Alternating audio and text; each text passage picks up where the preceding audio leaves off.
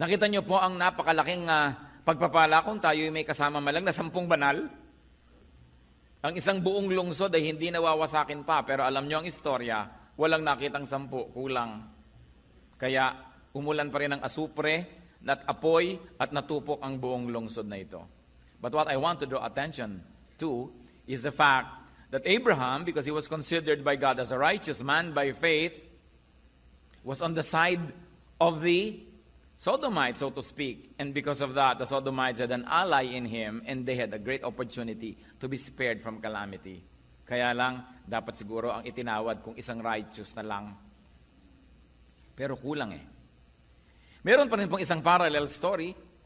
Merong isang binigay ang Panginoon na kasaysayan na yung mga mabubuting mga halaman ay tinubuan ng mga masasama na damo sa paligid.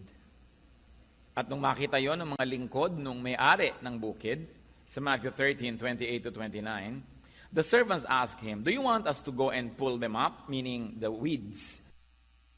"No," he answered, "because while you are pulling the weeds, you may root up the wheat with them." So, sabi na ng mga hardinero, bubunutin na po ba namin ang mga masasamang damo? Sabi ng Panginoon, huwag. Magkakatabi ang mga ugat, baka magkabuhol pa. Sa pagkabunot ninyo ng masasamang damo, baka maapektuhan ang ugat ng mabubuting damo. Huwag na lang, saka na natin aasikasuhin ang ganyang mga bagay. Well, it pays to be righteous, it also pays to be among the righteous, very especially on the side of those who are righteous.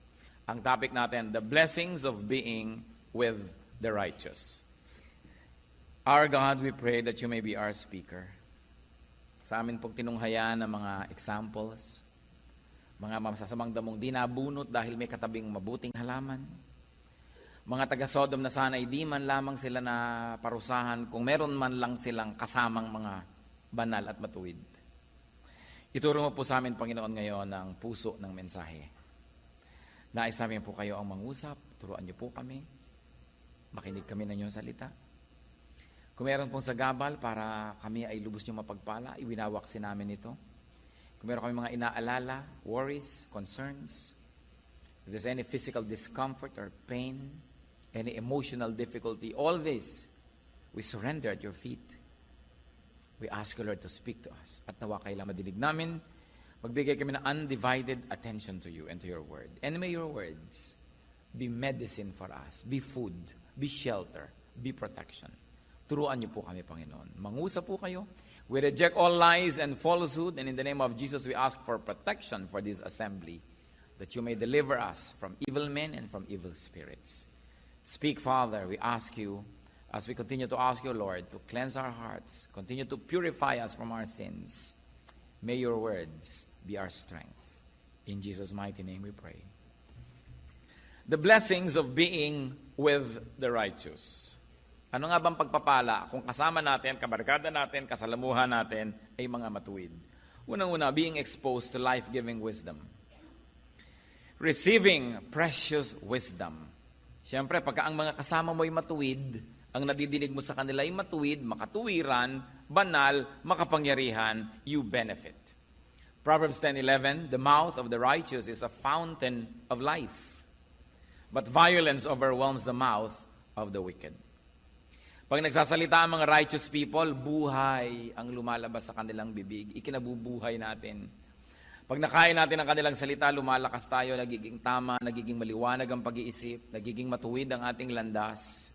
Subalit, pag ang ating kinakasalamuha at pinapakinggan na may masasama, nagiging daw tayo ring mga mapupusok. Violence overwhelms the mouth of the wicked. Therefore, those who listen to the wicked will become violent. Kaya napakahalaga pinipili ang kasama. Proverbs 10:20-21, the tongue of the righteous is choice silver, but the heart of the wicked is of little value. The lips of the righteous nourish many, but fools die for lack of judgment. So mahalagang mahalaga, matanggap natin yung blessing na yon. Mga kapatid, sino bang mga kasama nyo lagi? Sino ang ating mga kausap? Sino ang mga textmates natin? Sino ang mga kausap natin sa telepono? Sino ang mga kasulatan natin ng email? Sino ang lagi nating pinapakinggan? We must be blessed by being with the righteous.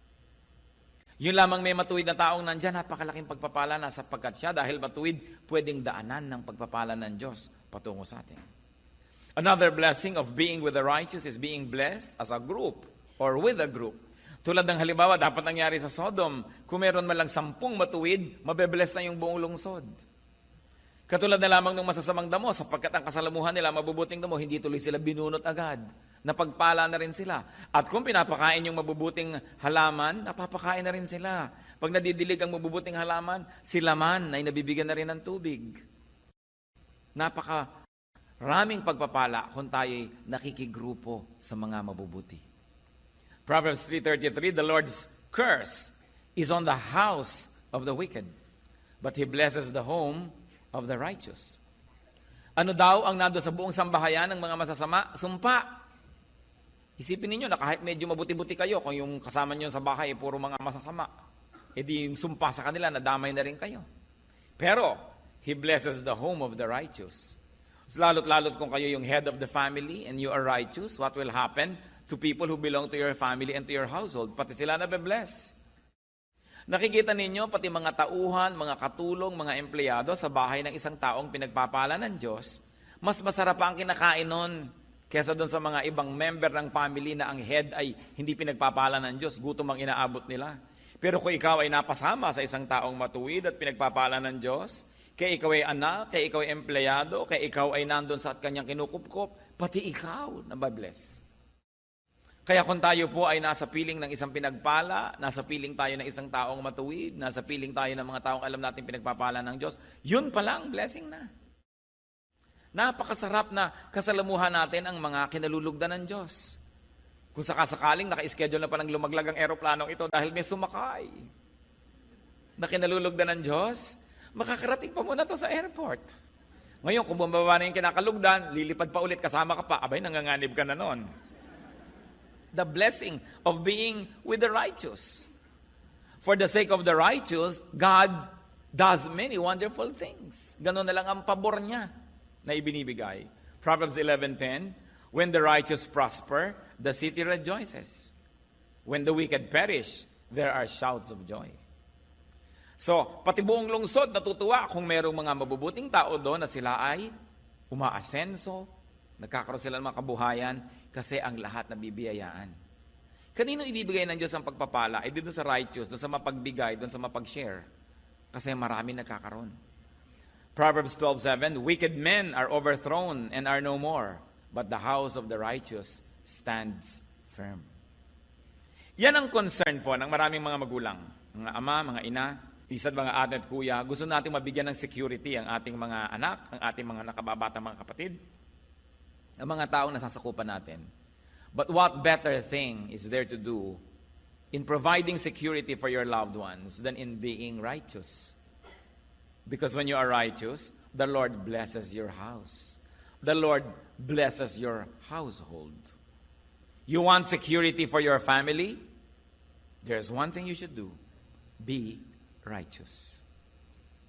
Sa pagkakamali ng iba, sa kagustuhan nila na mabigyan ng financial security, kung minsan ang kanilang mga anak, ang kanilang asawa, pamilya, they become corrupt. Nagnanakaw sila sa kanilang mga kumpanya, nagnanakaw sila sa kanilang mga kapwa-tao, nagnanakaw sila sa gobyerno, kung sila taga-gobyerno, kung gusto nila na bigyan ng higit sa kanilang kayang kitain ng kanilang mga anak. Pero ano ang ipinapamana nila? Kahihiyan. Insecurity dahil baka ka mabisto. Ang ibinibigay mo ay galit ng iba. At kung makalusot man sa tao, hindi makakalusot sa Diyos. Kaya ang sabi, sumpa ang naghihintay sa lahat ng members ng isang household na wicked yung kanyang leader. Kaya dapat matuwa ang mga anak o ang mga magulang nila, very honest, very straight sa buhay, kahit na hindi masyadong maraming pera, hindi maraming sobra, pero straight at maayos, godly, you know that God's favor is upon you. Kasi kahit marami tayong kitain, kung napaka-pangit ng kalagayan natin sa harap ng Diyos, ang dali-daling bawiin nyo ng Diyos. Isang pagkakasakit mo lang, kulang pa, may utang ka pa. Kahit marami kang nadilihensya sa maling paraan. Pero kung gusto kang pagpalain ng Diyos, kahit maliit lamang yung kinikita, nakita nyo yung 2 isda at 5 pirasong tinapay, na maraming napakain, dahil pinagpala ng Diyos. So yung konti nating kabuhayan, napagkakasya, sumasobra pa kung pinagpapala ka ng Diyos. Pero kung hindi, kahit ang dami mong pera, kulang at kulang pa rin. At kumisan kahit ang damit, hindi naman kulang, pero ang kulang naman yung kaligayahan mo. Nagtataka ka, nabibili mo gusto mong bilhin, nagagawa mo gusto mong gawin, napupuntahan mo gusto mong puntahan, pero merong kulang sa iyong puso. May kulang pa rin. Because unless the Lord blesses what you do, it will never give you what you are looking for. So the best thing is to be righteous. Proverbs 20 verse 7, the righteous man leads a blameless life. Blessed are his children after him. Nakita niyo ang pinakamagandang pamana sa ating mga anak? Yung isang buhay na malinis, isang buhay na matuwid. Sapagkat ang pagpapala nakakarating hanggang doon sa mga susunod pa na mga generation. It's a great blessing to be with a righteous person. Especially if that righteous person is in your family, in your company, in your neighborhood, in your church. Yun ang kailangan natin sa ating bansa eh. Many righteous people. Alam nyo kung anong many sa ating country? Many religious people. Pero righteous ba? That is what we need as a nation. Righteousness. Not religion. Tayo na ang pinaka-relihiyosong bansa sa buong daigdig. Pero anong bunga ng relihiyon? Puro mga balat kayo, pakitang tao, pero hindi mo makita sa gawa. Kaya tayo naliligid ng corruption, naliligid tayo ng hirap, ng pagdurusa, because people are not righteous. Kaya nang dapat nating balikan. If we are only surrounded by righteous people, this country will be much, much better. But you know, we also have ourselves to blame. Kung hindi man tayo ang gumagawa ng kasalanan at karumihan, pinapayagan naman natin kasi. So, sangkot din tayo dyan. Kasali din tayo kung bakit maraming unrighteousness. But remember, it's a great blessing to be righteous and to be surrounded by righteous people. What is another blessing of being with the righteous? Having a powerful helper in prayer. An advocate, a petitioner. Proverbs 15:29, the Lord is far from the wicked, but, church read, He hears the prayer of the righteous. Sino po ang makapangyarihang tao sa mundo? Yung bang ang lalaki ng mga muscle? May kapangyarihan din yon. Yung maraming barel, meron din kapangyarihan yon. Pero ang tunay na makapangyarihang tao sa mundo, yung matuwid. Bakit? Pag nananalangin siya, dinidinig siya ng Diyos. At pag dinidinig ka ng Diyos, ang laking kapangyarihan yon. So mabuti yung buhay na mapayapa, tahimik, malinis. Malayo daw ang Diyos sa mga masasama. Kaya huwag na huwag tayo kahit kailan na kung minsan ay natetempt mainggit sa gumagawa ng mali. Mabuti pa yung mga kasamahan ko, nagnakaw, sila ay ngayon ay maraming pera. Mabuti pa yung mga classmates ko nung araw, gumawa sila ng hindi maganda ngayon. Pag nakikita kami sa reunion, silang may magagandang kotse, ako wala. Hindi kinakainggitan kahit kailan ang gumawa ng masama. Dahil sabi ng Bible, the Lord is far from the wicked. Maybe material things can come near to them because yun nga ang pandaya sa kanila ng Satanas. Pero kahit may material things ka, kung hindi mo naman yun na-enjoy sa kalooban ng iyong puso, meron kang guilt, at ikay natatakot, may humahanap sa'yo, may naghahabol sa'yo, o kung talagang naman hid ka na sa lahat ng yon, ay baliwala na sa'yo at natutunan mo ng matuwa ka sa mga mali, pero haharap ka pa rin sa Diyos at kawawa ka pa rin sa wakas. Hindi natin dapat kakainggitan kahit kailan yung, nag-cheat, pumasa tuloy sa test. Nang agaw sa mga mana ng kapatid, tuloy mas marami siyang naipamanat sa kanyang mga anak, yung mga pamangkin niya, walang-wala. Yung mga nandaya sa negosyo, dinaya ang kanyang kapartner, dinaya ang mga kliyente, nagkapera, ng 1, 2, 3, tumakbo, nag-abroad, natakbuhan na lahat ang dinaya. Sa palagay niyo ba dapat kainggitan yon? No, because the Lord is far from the wicked. But He hears the prayer of the righteous. Ang isang tao, pag nagpapakabuti siya at ang buhay niya ay mabuti, ang totoo nun, nagpapalakas siya ng talagang supernatural strength because he is on God's side. Akala ng mga iba, pagka nasiyahan na sila sa mga panandalian nilang kailangan, immediate needs, immediate pleasures, blessed na sila. Pero laging malaki ang bayad ng mga bagay na yon. What is another blessing of being with the righteous? It is having a standard. Meron tayong sukatan. Meron tayong guro, may konsyensya, may tinig. Meron tayong pamantayan kung tayo naliligaw o hindi, naliliko ba tayo o hindi, tayo ba'y tama o mali. Kaya pati si Moses, nung matagal siyang kasama ng Diyos at kausap, pati ang mukha niya nagliwanag. At nung pumanaog siya sa kanyang camp from the mountain, natakot ang mga tao dahil nagliliwanag ang mukha niya. Exodus 34 verse 30. When Aaron and all the Israelites saw Moses, his face was radiant and they were afraid to come near him. Alam niyo, pag nagliliwanag ang isang tao, natatakot yung mga hindi nagliliwanag dahil ibig nila sabihin, ba, malapit yata ito sa Diyos, may ibang nangyayari sa kanya. At tayo man, mga kapatid, pag maliwanag ang buhay natin, malapit tayo sa Diyos, matuwid ang ating mga pamamaraan, yung mga hindi ganong katuwid, yung hindi ganong kaliwanag, ilag sa atin. Ilag. Yung mga naglalasingan, pagkakaharap mo, hindi mo na lumalagok. Kumisa nga, yung makakasalubong mo, pasuray-suray na lasing, tumutuwid ang lakad dahil alam niyang matinukan tao. Di ba? Pero kung alam niya ikaw isang babaeng babastusin, lalo siya nagiging lasing, bigla kang yayakapin. Yung mga naninigarilyo lang eh. Bigla mo lang makita ang naninigarilyo, humarap sa pastor, kung pwedeng lunukin yung buong sigarilyo niya. Ayaw ipakita. Kasi yung tao na kinoconsider natin na matuwid, o siguro matuwid kesa sa atin, naiilang tayo sa ganong presensya. At mabuti yon. Kasi naaalala natin na meron tayo dapat ma-achieve sa buhay. Na ba't ba tayo naiilang? Ano bang kulang sa atin? Di dapat pagsikapan nating maging tuwid din. Dahil pare-pareho lang naman lahat ng taong pinapatawad lang ng Diyos. At pare-pareho lang lahat ng tao na tumitindig lang dahil pinagpapala ng Diyos. So maganda na merong standard. Pero kung ang kasama mo, mas masama pa kesa sa'yo, nagmumukha tuloy na pati mga kasamaan mo, kabutihan na rin. So you begin to have an artificial sense of feeling good. Of being contented. But it's good to be rattled, to be shaken, to know na tinimbang ka, ngunit kulang.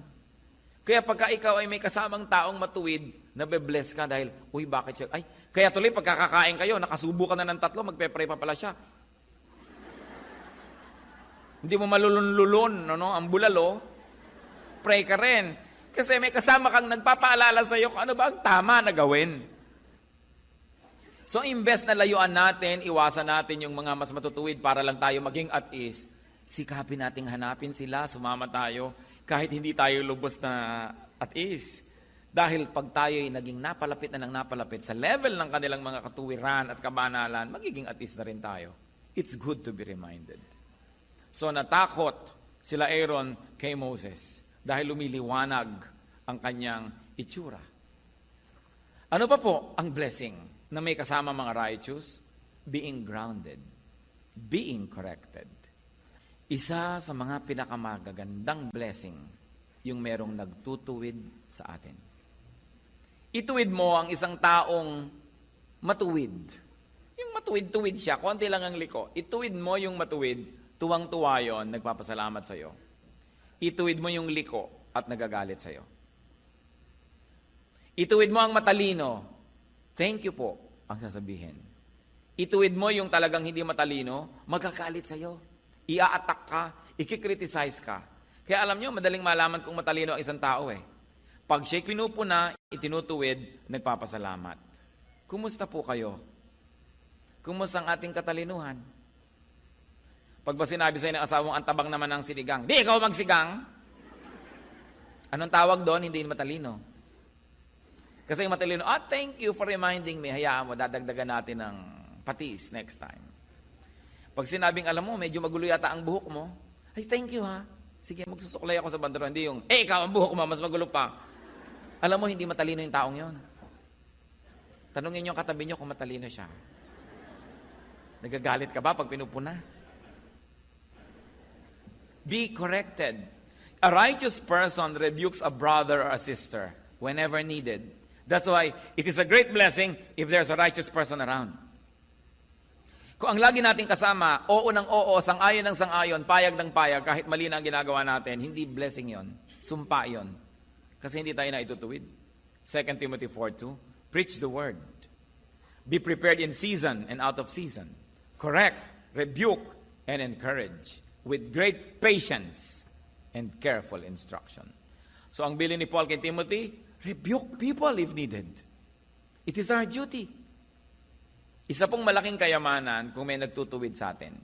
Marami mga tao nalilihi sila ng landas. Lalo't sobra na silang mayaman, makapangyarihan o sikat. Alam niyo kung bakit sila biglang nagsa-self-destruct? Because nobody corrects them anymore.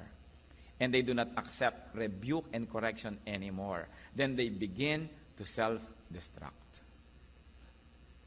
Kaya mahalaga rin yung may mga old friends ka, bago ka naging superstar, bago ka naging president o governor, bago ka naging kung ano, may mga old friends ka that you maintain your friendship who can tell you, alam mo yung ginawa mo na yan, isang malaking kabaliwan. And yet, hindi siya nangingimi, kaya niyang sabihin, at pwede kang makinig.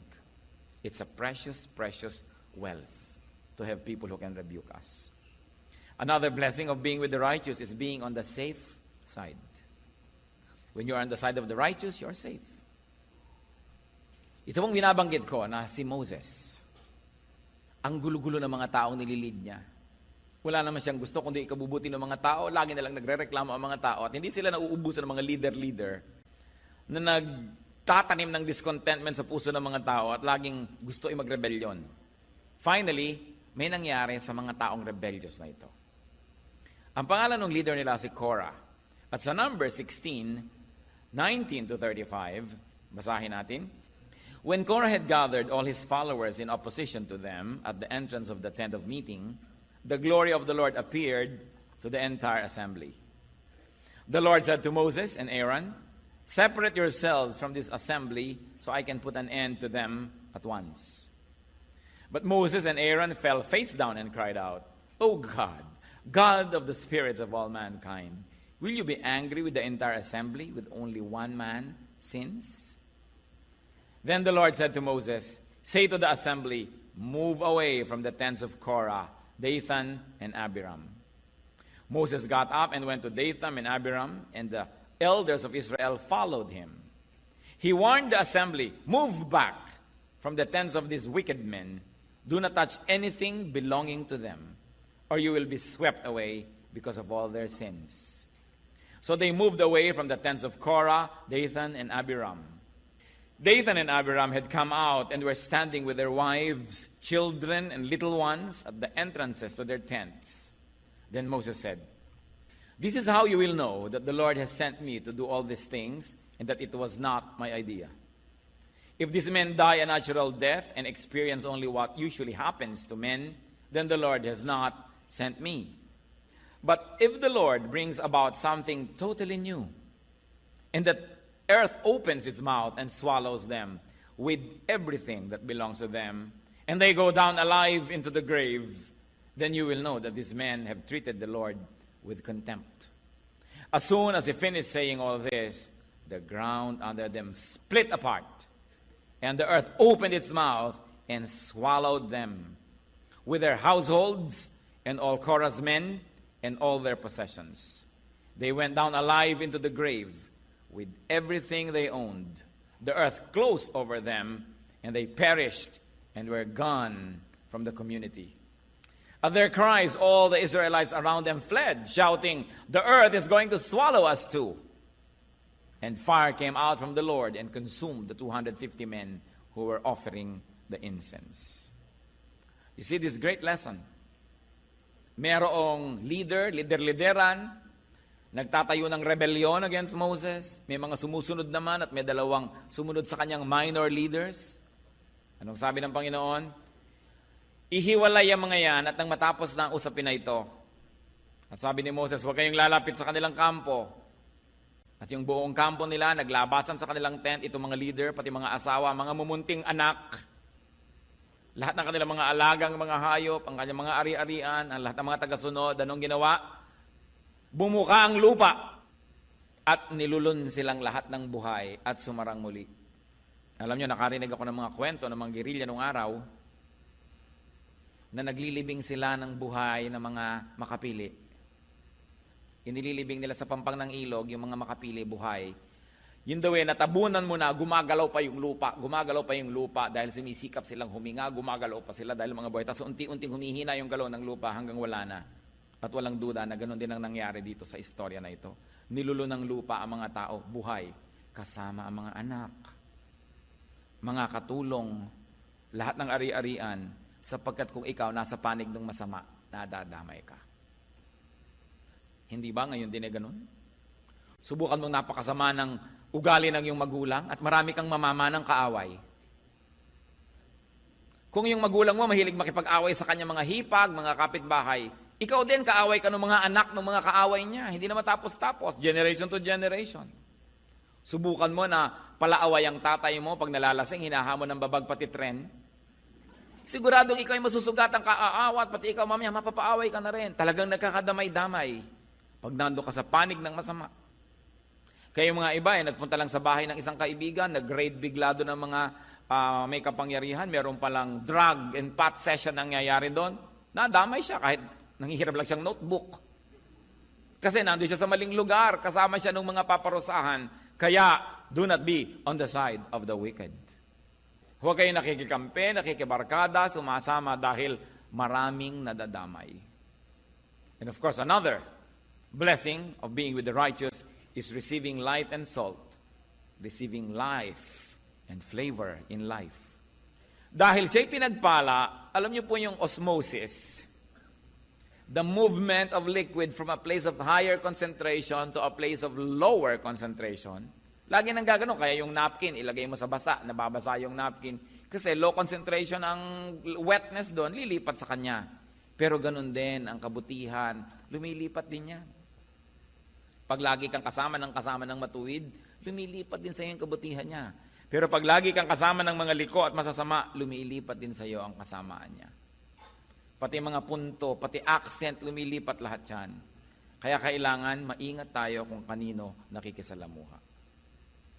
Nakita natin, sinabi nga ng Panginoon sa Matthew 5:13-14 that His people are the light and salt of the earth. So kung ang laging kasama mo, light, edi may light. Nakikita mo yung dapat mong iwasan, hindi ka nahuhulog, hindi ka natatapilok. Pero kung kasama mo, darkness, pagdapa niya, kasama ka.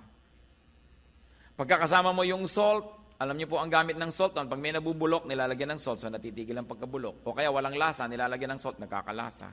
So kung ang buhay mo, halos mabulok-bulok ka na, ang kasama mo, salt of the earth, anak ng Diyos, matuwid na tao, nahahawahan ka ng kanyang kabutihan, nasasabihan ka ng mga magagandang salita, mamaya tumitigil lang yung pagkabulok. At kung walang kalasa-lasa ang buhay mo, walang kakwenta-kwenta, ang kasalamuha mo, mga anak ng Diyos, mga matutuwid, pinagpapala ng Diyos through them, ikaw din nabe-bless, nagkakaroon ka rin ng gana sa buhay, nagkakaroon ka ng tapang, nagkakaroon ka ng lakas ng loob. It is good to be surrounded by godly people. Ano po ang tinutumbok ng usapan natin mula pa kanina? Sino ba ang hinahabol ng tao? Naghahabol ng artista. Naghahabol ng mga manganganta. Naghahabol ng mga mayayaman. Naghahabol ng mga magaganda, mga sexy, mga gwapo. Yan ang hinahabol ng mundo. Nakita nyo, nagkakandara pa ang mga tao, nagkatapak-tapak na sa lahat sa paghabol sa artista. May nakita na ba kayong mga tao naghahabol sa mga banal? Wala. Diba? Sino yan? Uy, may dalang Bible. Ako, lumayo-layo na tayo dito. Baka tayo makapagalitan yan. No? Nagkakagulo ang mga tao sa pagpunta sa mga kung ano-anong walang kwentang concert. Mabuti nga, natutuwa ako dito. Pinipilahan ang salita ng Diyos eh. No? Pumipila ang mga tao para manalangin, para mag-worship. Pero hindi laging ganyan. Kadalasan ang pinipilahan yung mga walang kwenta, mga horror movies. Magbabayad ka para matakot. Magbabayad ka, pinipilahan, nakita nyo yung mga sasakyan na ipaghahampasan ng katawan mo sa lahat ng dako, nagkahalo-halo ng mga sipon mo't suka mo't lahat-lahat, nagbayad ka ha? Para mangyari sa yon sa mga kung ano-anong mga sasakyan pag kami mga holiday. Nagbayad ka ng kaya mahal-mahal, pagbaba mo, nado ka pa rin. Wala ka namang narating. Pero pinipilahan. Pero sabihin mo, halika, mag-usap tayo tungkol sa Diyos. Naku, kukunti ang may gana dyan. Pero ang dapat nating hanapin, mga kapatid, dapat makahanap tayo ng mga taong matuwid. Kumisan hindi sila sikat, madalas nga hindi eh. Yung makahanap ka ng taong pag bumubuka ang kanyang bibig, maka-Diyos, tama ang sinasabi. Itinutuwid ka kung kailangan ka ituwid, hindi laging kumakampi sa'yo, hindi ka kinukonsinti sa mali. Makahanap ka ng tao na may karunungan, payapa ang buhay, hindi nandadaya, hindi nagsisinungaling, hindi gumagawa ng masama. Pag nakakita kayo noon, yun ang habulin nyo. Yun ang ating ibigin na makasama, makadaupang palad, makasalamuha, kasi ang pagpapala ng Diyos ay nandun at hindi mahirap tumalon patungo sa atin. But people always look for the rich, the famous, the powerful. Bakit maraming mga magulang pinipilit pag-aralin sa mga mahal na school ang kanilang mga anak? Para maibarkada sa mga anak mayaman din. Para maisama doon at maisabay. Sabi, para may pagdating ng araw, magaganda ang mga connection mo. Marami bang mga magulang na nag-iisip, alin kayang paaralan ng pinaka-godly ang turo? Yung matuturoan ng anak ko ng godliness, ng tunay na karakter, at doon ko siya i-enroll. Meron bang ganun mga magulang na naghahanap ng ganyang bagay? Kaya marami mga naliligaw. Sa kagustuhan natin kumisa mag-social climb, pinipilit nating abutin ang hindi natin kayang abutin. Pinipilit nating bumarkada sa hindi naman dapat nating binabarkada. Kaya kuminsan naliligaw tayo ng landas. Sa pag-glorify na lang sa mga artista, sa mga sikat, sa mga athletes. Well, these things are not evil by themselves. Pero mamimili naman tayo ng hahangaan. Mamimili tayo ng titingnan, ng susundan, at ng gagayahin. Wise people will strive to be near and to be with and to be on the side of the righteous. Yun ang mga tunay na wise. Kaya hindi lagi kang naa-attract doon sa pinaka-attractive. Kumisan parang gamu-gamu kang lumalapit lang sa apoy, nasusunog ka lang pag masyado ka nang napadikit. 1 Peter 3:12, For the eyes of the Lord are on the righteous, and His ears are attentive to their prayer. But the face of the Lord is against those who do evil. So it is important to look for righteous people. Kayo po ba, masasabi nyo na meron kayong kaibigan, meron kayong taong malapit sa inyo na masasabi nyong matuwid? At siya ang gusto nating lapitan, kausapin, maka-impluwensya sa atin. Yan ang napakahalaga. Pag yung mga anak natin may kasakasamang mga eskwela sa bahay, ka-eskwela nila o may pupuntahan sila mga kaibigan, ano bang gusto natin ang mga sikat na mga magulang, mga kaibigan ng ating mga anak? Kung sinasabi natin, righteous pa. Without being self-righteous, we can search for people who are righteous. Because through them, the Lord will work.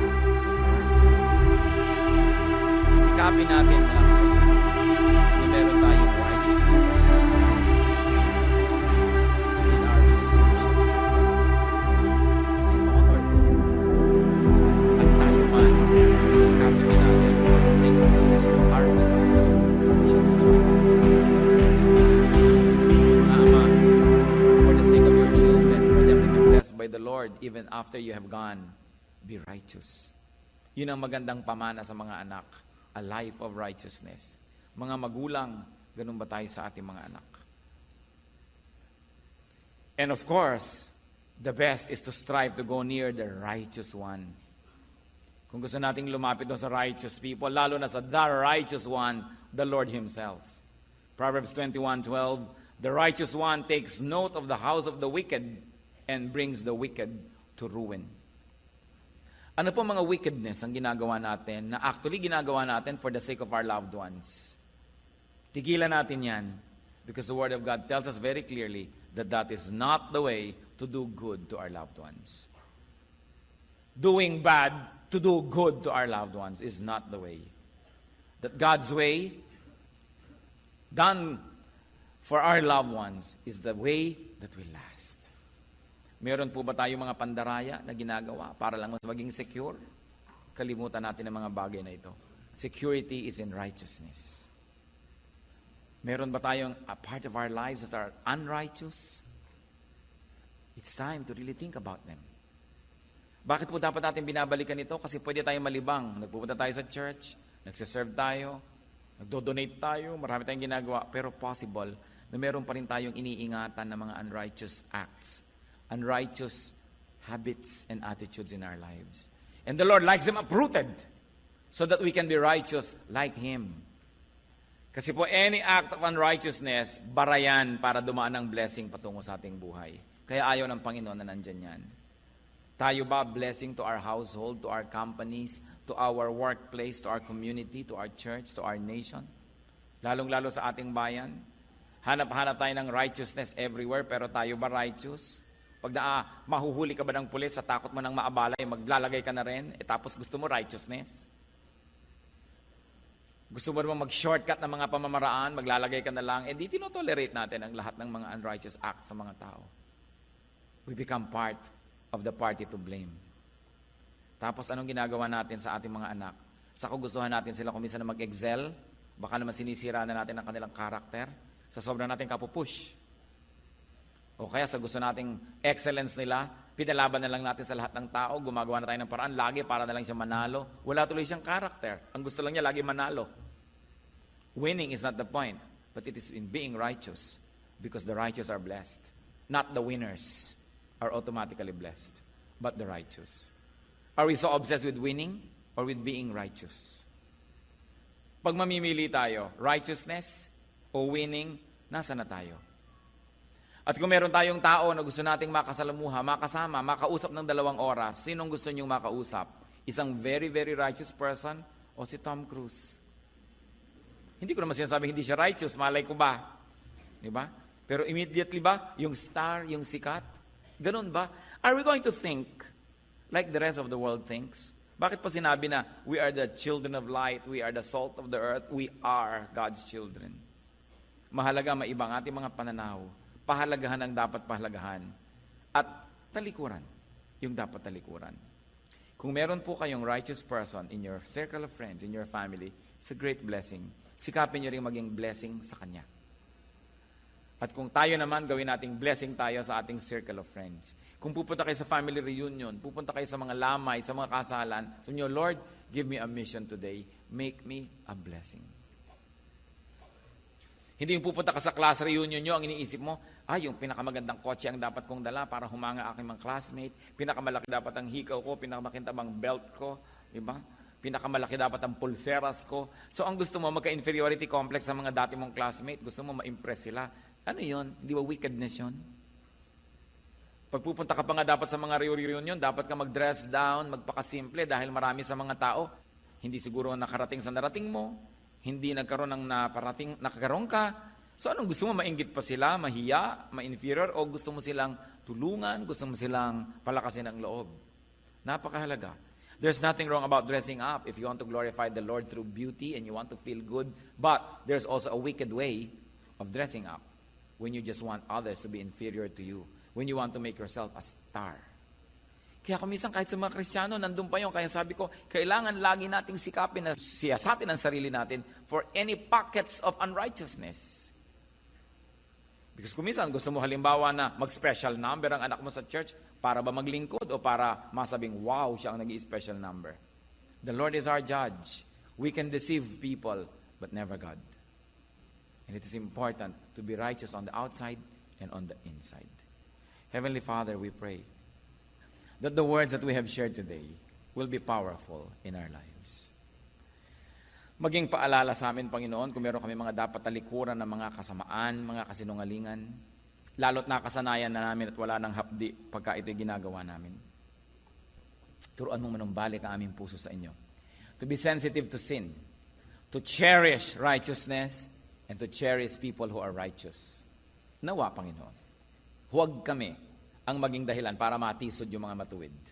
Kundi makatulong kami sa kanila na lalo silang mapalapit sa iyo. At kami man, Panginoon, makita mong lumalapit sa iyo, nagiging matuwid ang aming buhay, nagiging blessing kami sa aming pamilya, sa aming mga kaibigan, sa aming church, sa aming bansa. Siyasatin mo kami, Panginoon, ngayon. Ano ang attitude namin sa mga makadiyos na tao? Umiiwas ba kami? Naiilang ba kami?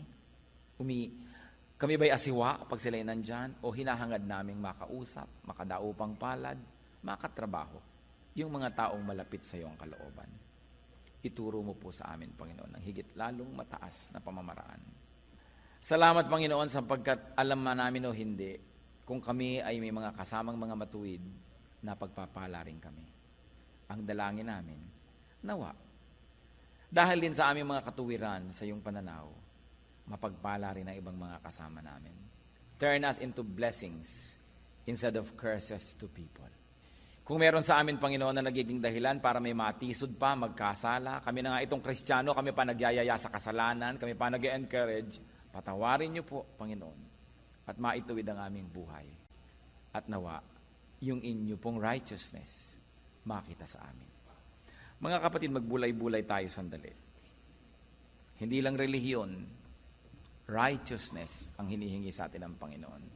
kalinisan ng puso, disiplinadong isip, na nag-uumpisa pa lang yung maruming pag-iisip ay tinatanggihan na, pinapaalis na, hindi na pinapahaba pa.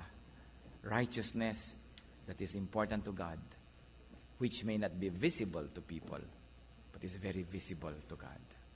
Humingi tayo ng paglilinis, humingi tayo ng pagsisiyasat. Pagpasalamat natin ang mga matuwid na taong ginagamit ng Panginoon tayo pagpalain, at ialay natin ang ating sarili na maging pagpapala rin sa iba sa pamamagitan ng ating katuwiran. Be alone with the Lord for a while. Let the Spirit of the Lord